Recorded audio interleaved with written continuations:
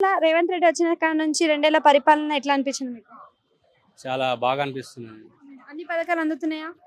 అందుతున్నాయి. ఏమేం పథకాలు అందినాయి ఇప్పటిదాకా మీకు?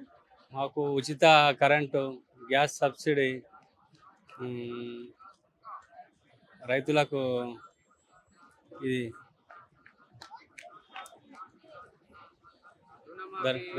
రుణమాఫీ 2 లక్షల రుణమాఫీ వచ్చింది మాకు. ఫ్రీ కరెంట్ గానీ ఫ్రీ బస్ గానీ 200 యూనిట్లు ఫ్రీ కరెంట్ కూడా వస్తున్నది మాకు.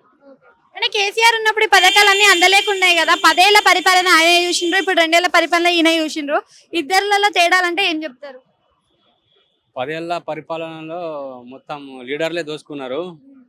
ఈ 2 ఏళ్ల పాలనలో సామాన్య ప్రజానికానికి అన్ని అందుబాటులో వస్తున్నాయి. ఆయనకి ఈయనకి తేడా అంటే పరిపాలన విధానంలోనే కానీ ఇప్పుడు చేసే డెవలప్మెంట్ విధానంలో కానీ తేడాలు ఏమైనా గమనించారు ఇప్పటి వరకు? ఇప్పటివరకు అంటే డెవలప్మెంట్ ఏమైనా కనిపిస్తుందా అసలు తెలంగాణలో ఇప్పుడు?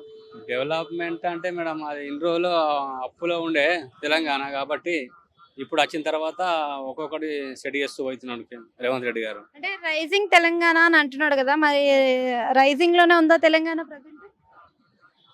ఆ, అనుకోవచ్చు మేడం. ఓకే.